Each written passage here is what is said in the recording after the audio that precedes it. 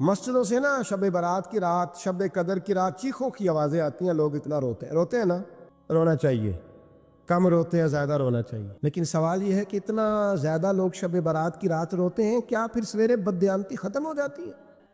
جو رات مسجد میں کھل کے رو کے آیا ہے اس کا پروگرام ہے نا کہ اب ملاوٹ کبھی نہیں کرے گا، اب گاہکوں سے جھوٹ کبھی نہیں بولے گا، اب وہ بددیانتی کا معاملہ کبھی نہیں کرے گا. لیکن رات روتا بھی رہے اور سویرے پروگرام یہ ہو کہ میں نے پھر لوگوں کو فریب دینا ہے، داؤ لگانا ہے، تو اس نے توبہ کیا رات کے، یہاں بس یہ ایکٹنگ کر کے لوٹ آیا. آپ بازار میں جائیں تو درجنوں لوگوں نے گن مین بٹھائے ہوئے، ان کا دل نہیں کرتا کہ اضافی تنخواہ دی جائے. کیا مطلب ہے ایک آدمی کو اضافی پیسے دینے کا؟ لیکن وہاں آدمی بٹھایا جاتا ہے، اس کو تنخواہ دی جاتی ہے، اس کی روٹی کا بندوبست کیا جاتا ہے، اس کے سارے ضروریات زندگی کا خیال رکھا جاتا ہے. اور پس منظر یہ ہوتا ہے کہ ڈر لگتا ہے اگر یہ شخص نہ ہوا تو ہمارے چوری ہو جائے گی. اللہ فرماتے ہیں کہ تو جہاں سے ڈرتا ہے تجھے پتا ہے، تو اس طرح کر کہ مجھ سے بھی اتنا ڈر جتنا ڈرنے کا حق ہے. یہ جھوٹ موٹ کا ڈراوا نہ پیدا کر کے ہو اللہ معاف کرے جی. اچھا جناب ڈرتے ہیں آپ اللہ تعالیٰ سے، آپ نے تو کانوں کو ہاتھ لگائے، تو پھر آپ کیا کر رہے ہیں؟ اللہ معاف کرے جی میں تو بات نہیں کرتا، بس 2-4 آدمیوں کی پگڑی اچھالوں گا، اس سے زیادہ نہیں. ڈر لگتا ہے جی بات کرتے ہو، 15-20 آدمی بس میرے قابو آئے. یہ کس قسم کا ڈر؟ ڈرنے کا حکم دیا. اور میرے رسول کریم سید عالم صلی اللہ تعالیٰ علیہ وآلہ وسلم نے ارشاد فرمایا کہ تو رب کریم سے دنیا میں ڈر جا. اس طرح ڈرنے کا حق ہے. جب قیامت کا دن آئے گا تو اللہ تجھے ڈرائے گا نہیں بلکہ اپنی رحمت کی چھاؤں میں جنت میں داخل کر دے گا. یہاں ڈر. ایک جگہ تو اللہ نے فرمایا ڈرو، اور کچھ جگہوں پہ فرمایا کہ جو میرے علم والے بندے ہیں نا، جن کو میں نے علم دیا ہے، عالم ہیں، ان کے بارے میں فرمایا کہ ان کے دلوں میں میری خشیت ہے. انما یخشی اللہ من عبادہ العلماء، اللہ کے بندوں میں سے جو علم والے ہیں وہ اللہ کی خشیت رکھتے. قرآن نے ایک جگہ کہا ڈرو، خوف کا لفظ بھی استعمال کیا، وَلِمَنْ خَافَ مَقَامَ رَبِّهِ جَنَّتَانِ. خوف بھی ہے اور خشیت بھی ہے. ان دونوں کا معنی ایک ہی ہے، ڈرنا. خوف کا معنی بھی اور خشیت کا معنی ڈرنا. جب آپ علماء لغت کو پڑھیں گے، عربی ادب کو جاننے والے لوگوں کا مطالعہ کریں گے، تو انہوں نے یہی لکھا ہے کہ ان دونوں کا معنی ڈرنا ہے. میری طرف دیکھیے، توجہ کرے، کچھ سمجھانے لگا ہوں، اس نقطے کو ضرور سمجھیے گا. خشیت کا معنی بھی ڈرنا ہے، خوف کا معنی بھی. لیکن جب صوفیاء کے پاس جائیں نا، صوفیاء جو قرآن و سنت کی روح کی تفسیر کرنے والے ہیں، تو وہ کہتے ہیں نہیں، خشیت اور خوف میں فرق ہے. خوف اور ہوتا ہے، خشیت صوفیاء اس کی تفسیر اور کرتے ہیں. تو وہ کہتے ہیں خوف بھی ہوتا ہے اور خشیت بھی ہوتی ہے، الگ الگ چیزیں ہیں، ایک نہیں. بڑی خوبصورت بات ہے، اگر آپ سمجھ گئے تو آپ کو فائدہ دے گی. صوفیاء یہ کہتے ہیں کہ بھائی خوف ہوتا ہے اپنے گناہوں کا، کہ میں نے یہ گناہ کیے ہیں، اگر اللہ نے مجھ سے پوچھا تو مجھے بڑا خوف آتا ہے مار پڑے، یہ خوف ہے. پھر سمجھ لے، ایک آدمی نے حرام کا مال اکٹھا کیا ہے زندگی میں، معاذ اللہ اس نے بڑے پاپ کیے، گناہ کیے، شراب پی، بدکاری کی، معاذ اللہ تعالیٰ ثم معاذ اللہ. اب اسے ڈر لگ رہا کہ اللہ تبارک و تعالیٰ نے پوچھا تو میں کیا جواب دوں گا. یہ خوف ہے. اور خشیت یہ ہے کہ ایک آدمی سارا دن نماز پڑھتا ہے، روزہ رکھتا ہے، عبادت کرتا ہے، اللہ کو یاد کرتا ہے، پھر بھی ڈرتا ہے. یہ خشیت ہے، یہ خشیت ہے. جو گناہوں سے ڈرے وہ خوف ہے، اور جو رب کی ناراضگی سے ڈرے وہ خشیت ہے. جو کہے یار میرا رب کہیں ناراض نہ ہو جائے، میرا رب کہیں مجھ سے. بڑی خوبصورت مثال دی. میں نے اپنے صاحب سے پوچھا کہ حضور یہ مسئلہ کیا ہے، تو فرمانے لگے ایک بادشاہ نے ایک غریب کی بیٹی اسے پسند آ گئی تھی، تو اس نے عزت کے ساتھ اس سے شادی کر لی، رشتہ بھیج کے وقار کے ساتھ. بیٹی کا باپ اپنی بیٹی کے مقدر پر رشک کرنے لگا کہ میری بیٹی کو بادشاہ نے پسند کیا ہے، بادشاہ کے شہزادے نے رشتہ بھیج دیا ہے. شہزادہ بیاہ کے لے دیا بیٹی کو. 20 کنیز آئے، نوکرانیاں، اس عورت کی خدمت کرنے پہ لگی ہوئی ہے، اس کا ہر حکم ماننے کو تیار ہے، لیکن وہ بی بی سویرے بھی رو پڑتی ہے اور شام کو بھی رو پڑتی ہے، روتی رہتی ہے۔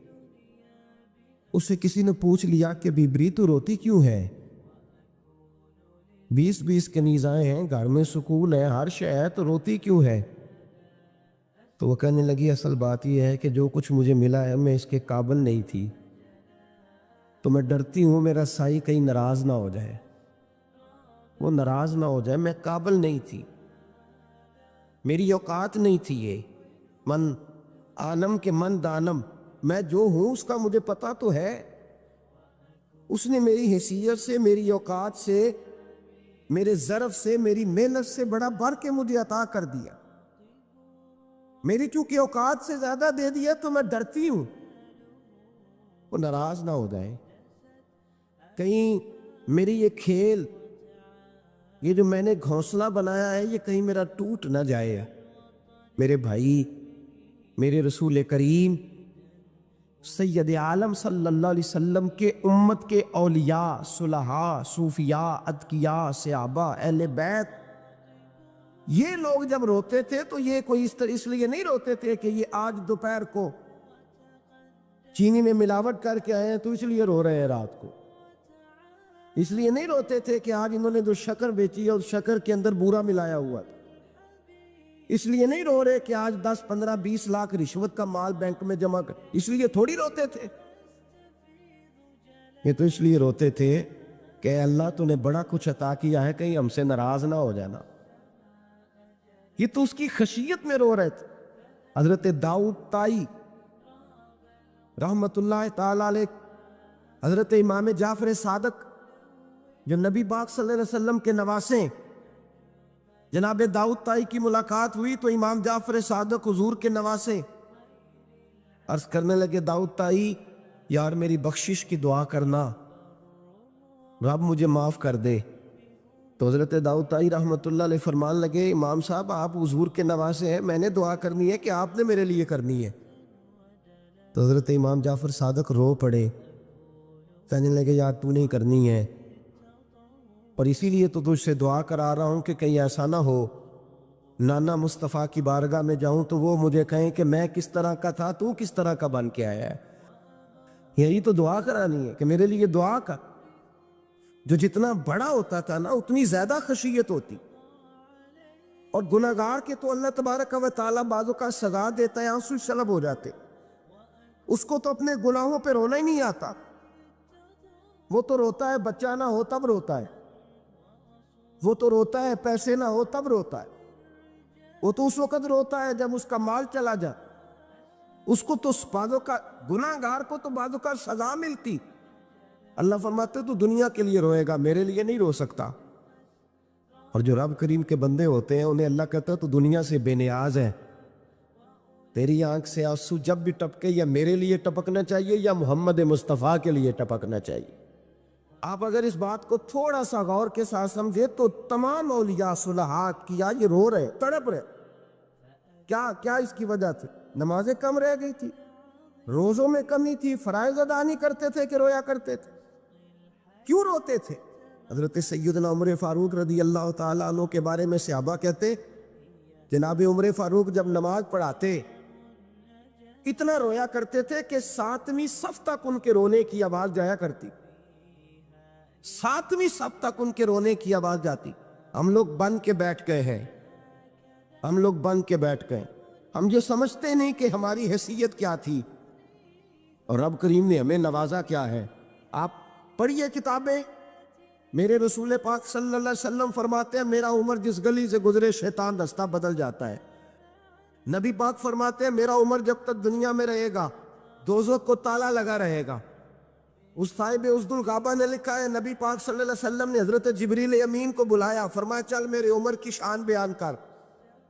تو حضرت جبریل امین علیہ السلام عرض کرنے لگے یا رسول اللہ صلی اللہ علیہ وسلم 950 سال اگر اللہ مجھے عمر دے، 950 سال رب عمر دے، اور پھر بھی میں عمر فاروق کے فضائل بیان کروں تو میں نہیں کر سکتا۔ عمر کی شان میں نہیں بیان کر سکتا، 950 سال بھی اگر میری عمر ہو۔ نبی پاک نے فرمایا پھر میرے ابو بکر کے بارے میں، عرض کی یا رسول اللہ ابو بکر کی تو بات اس سے بہت آگے کی ہے نا۔ وہ نبی پاک کتنی عظمت بیان کر رہے ہیں، کس قدر زیادہ رسول کریم صلی اللہ تعالی علیہ وآلہ وسلم ان کی عظمت بیان کرتے ہیں۔ حضرت عمر کیا کہتے ہیں، وہ لوگوں کو بتاتے پھرتے ہیں کہ تم نے دیکھا ہے نا میری کتنی عظمت ہے، وہ یہ نہیں کہتے۔ حضور فرماتے ہیں عمر کی بڑی شان، بڑی شان، بڑی شان۔ اور عمر کے پاس جب بھی کوئی جاتا ہے کہتے ہیں عمر آپ کا کیا مقام ہے، تو عمر فرماتے ہیں میں تو اونٹ چرانے والے کا بیٹا ہوں، میں تو اونٹ چرانے والے کا بیٹا ہوں، میں تو اونٹ چرایا کرتا تھا، میں تو 10 اونٹ نہیں سنبھال سکتا۔ حضرت فاروق اعظم رضی اللہ تعالیٰ عنہ سے کو پوچھتے جناب عمر آپ کا کیا حال ہے، تو آپ فرماتے یہ تو میرے مقدر ہے کہ میری بہن نے قرآن سنایا تو میں در رسول تک پہنچ گیا، ورنہ مجھے پوچھنے والا کوئی نہ ہوتا۔ کبھی جناب علی المرتضیٰ کا بازو پکڑ کے کہتے ہیں علی تو نہ ہوتا تو عمر ہلاک ہو جاتا۔ بھائی حضور شانیں بیان کرتے ہیں۔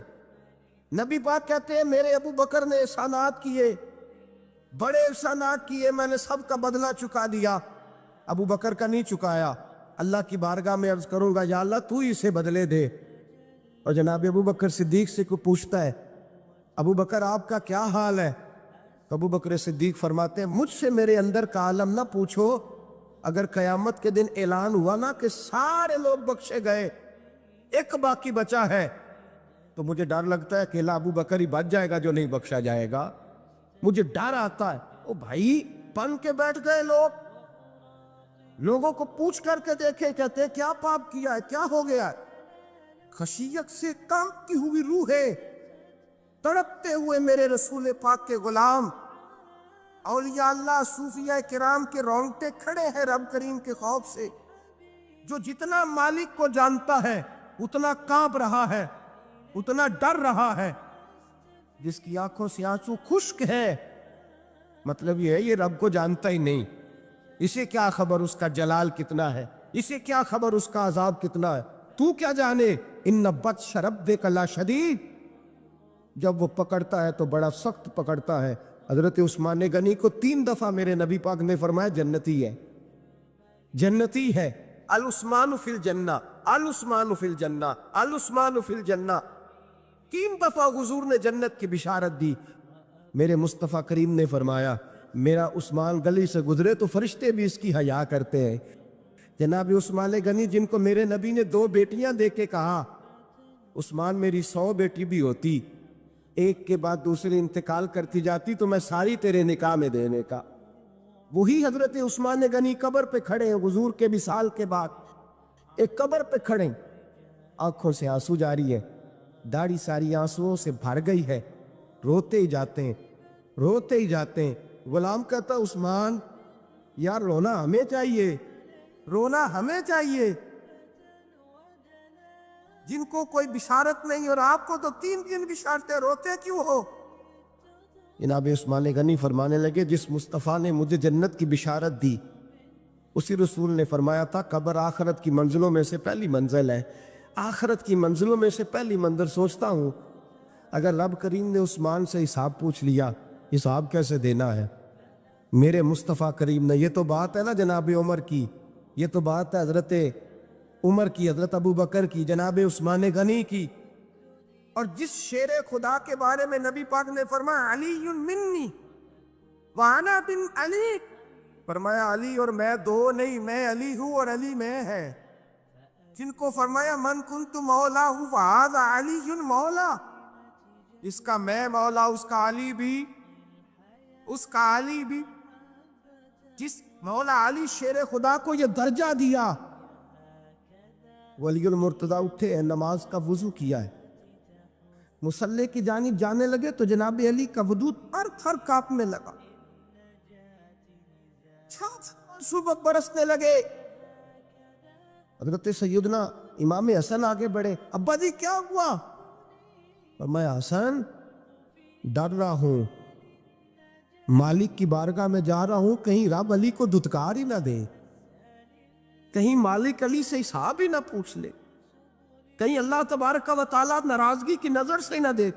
او بھائی ہم لوگ اتنے دلیر، اتنے تگڑے، اتنے سیاہ، اتنے عقل مند، اتنے گناہوں کے پیچھے پہاڑ ہیں کہ مجال ہے کوئی ایک قطرہ وہ آنسو جو ہم نے سنبھال کے رکھے ہیں دنیا داری پہ بہانے کے لیے. کبھی اپنا حساب کر، کبھی سوچ. روز شکوہ کرتا ہے، کہتا ہے میرے پاس پیسے نہیں، گاڑی نہیں، کار نہیں، کوٹھی نہیں، سرمایہ نہیں. کبھی سوچ جو کچھ ہے اگر رب کریم میرے اور آپ کے اعمال دیکھے تو ہماری حیثیت ہے کہ وہ سارا کچھ ہمیں دیا جاتا؟ ہماری اوقات تھی کہ وہ ہمیں دیا جاتا جو اس نے دیا ہے؟ ٹٹول کے دیکھیں، عمر گزر گئی، شکوے کرتے، ذرا پلٹ کے دیکھیں. اگر ہمارے گناہ اور ہماری نیکیاں اکٹھی کی جائیں تو ہم جزا والے نہیں سزا والے نکلتے ہیں معاذ اللہ. مامور غزنوی بڑا پیار کرتے تھے ایاز کے ساتھ، بڑا پیار کرتے تھے، نوازا کرتے تھے. روز کوئی نہ کوئی تحفہ ملتا تھا ایاز کو. کچھ حسد کرنے والوں نے کہا محمود تو اسے تحفے دیتا ہے اور یہ جنگل میں اسلحہ اکٹھا کر رہا ہے کہ تیرے خلاف علیحدہ سے فوج تیار کر رہا ہے، کچھ وقت آئے گا یہ تجھے چھوڑ کے علیحدہ سے بادشاہی کا دعویٰ کر دے. مامور غزنوی کہنے لگے یہ کس طرح کی بات؟ کہ تمہیں پتہ ہے کہ ایاز عصر سے لے کر عشاء تک کہاں رہتا ہے؟ محمود کہنے لگے یار واقعی میں نے کبھی پوچھا تو نہیں. شک کا بیج بو دیا، شک کا بیج بو دیا. مامور غزنوی کہنے لگے اچھا آج میں پیچھا کروں گا، تفتیش کروں گا، تحقیق کروں گا کہاں جاتا ہے، تحقیق کروں گا. مامور غزنوی نکلے پیچھا کرنے. عصر کے بعد ایاز نے جنگل کا رخ کیا، محمود بھی پیچھے پیچھے ہو لیے. کہتے ہیں جنگل کے بیچ جا کے ایک جھونپڑی آئی، اس جھونپڑی کے اندر ایاز گئے، دروازہ کھولا، اندر چلے گئے. مجھے بڑا غصہ تھا کہ ہر بات مجھے بتاتا ہے، یہ کیوں نہیں بتائی؟ جب ایاز اندر گئے تو میں نے زور زور سے دروازہ کھٹکھٹایا غصے کے ساتھ. ایاز نے دروازہ کھولا، باہر آئے. میں نے کہا پیچھے ہٹ. ایاز پیچھے ہٹے تو میں اندر چلا گیا. محمود کہتے ہیں جب میں اندر گیا تو میں نے اس جھونپڑی میں ایک پرانا کرتا لٹکا ہوا دیکھا، ایک ٹوٹے ہوئے جوتے پڑے ہوئے دیکھے، ایک چھوٹا سا ڈنڈا دیکھا، ایک مٹکا، ایک پیالہ دیکھا. میں نے ساری تلاشی لی تو چند ٹوٹی پھوٹی پرانی چیزیں. میں نے کہا یار یہ کیا ہے؟ تو کہتے ہیں ایاز کہنے لگا بادشاہ ٹٹول کے دیکھ لے، یہی کچھ ہے جو تو نے دیکھا ہو. میں نے کہا یہ ہے کیا؟ کہتے ہیں ایاز پیروں میں بیٹھ گیا، تڑپ کے رونے لگا. کہنے لگا بادشاہ یہ میری اوقات ہے، یہ میری اوقات ہے، یہ میری اوقات ہے، یہ میری اوقات ہے. کا کیا مطلب؟ کہنے لگا جس دن تیرے پاس آیا تھا نا تو یہ میری کائنات تھی کل. آج تیری مہربانیوں نے مجھے یہاں تک پہنچا دیا ہے. میں جو تیرا غدار نہیں نہ ہوتا، میں جو تیری نافرمانی نہیں کرتا، اس لیے نہیں کرتا کہ میں ہر شام آ کے اپنی اوقات یاد کرتا ہوں اور پھر مجھے روز رات کو میرا نفس کہتا ہے اس کا وفادار رہنا، اس کا وفادار رہنا. تو اس حال میں تھا جب آیا تھا، اگر یہ بگڑ گیا تو پھر تجھے اپنی اوقات کا پتہ ہے نا. محمود غزنوی نے سینے سے لگایا. کہنے لگے آج تک تو بچا بھی اس لیے ہے کہ تو اپنی اوقات نہیں بھولا. ملا رومی کہتا ہے اپنی اوقات یاد رکھ تو کیا تھا. تجھے ایک رات سونے نہ دے تو اپنی ٹانگوں پہ کھڑا نہیں ہو سکتا. تیری وہ آنکھ لے جائے تو کچھ نہیں کر سکتا. وہ تجھے معذور کر دے تو کچھ نہیں کر سکتا. 30 سال کے اونچے 7 فٹ قد کے جوان اس نے فالج زدہ کر کے ہسپتالوں میں ڈال دیے، وہ کچھ نہ کر سکے. بڑے بڑے پہلوان جو کہتے تھے کہ ہم اٹھے تو دنیا اٹھتی ہے، اس نے پھینک دیے من و مٹی کے نیچے، کچھ نہ کر سکے. اپنی حیثیت نہ بھول. میرے رسول کریم سید عالم صلی اللہ علیہ وسلم نے فرمایا 2 باتوں میں لوگ دھوکے میں ہیں، اوکے میں ہے، اوکے میں ہے، دھوکے میں. یا رسول اللہ کون سی؟ فرمایا جو صحت مند ہے وہ دھوکے میں ہے. وہ سمجھتا ہے میں کبھی بیمار ہی نہیں ہوں گا، مجھے روز اسی طرح نیند آئے گی جس طرح اب آتی ہے، میں روز اسی طرح اٹھوں گا جیسے اب اٹھتا ہوں، میں اتنا ہی لمبا چوڑا رہوں گا جس طرح آج ہوں. میرا حسن اسی طرح قائم رہے گا جیسے آج تو دھوکے میں ہے، دھوکے میں۔ بڑے بڑے آئے اور بڑے بڑے مٹی کا ڈھیر ہو گئے، فنا ہو گئے، کل من علیہ فان، فنا ہو گئے، کوئی پوچھنے والا نہ رہا۔ اور میرے رسول پاک نے فرمایا جو فارغ ہے، جن کو رب نے اپنی عبادت کے لیے فارغ کیا، اپنے دین کی نوکری کے لیے فارغ، وہ بھی دھوکے میں ہیں، وقت ضائع کر رہے، چوک اور چوراہے میں کھڑے ہیں۔ میرے بھائی، جب اپنی حیثیت انسان بھولتا ہے، حیثیت بھولتا ہے، پھر وہ شکوہ کرتا ہے۔ جب اپنی اوقات بھولتا ہے پھر شکوہ کرتا ہے۔ جب وہ بھول جاتا ہے کہ میں کیا تھا، پھر وہ شکوہ کرتا ہے۔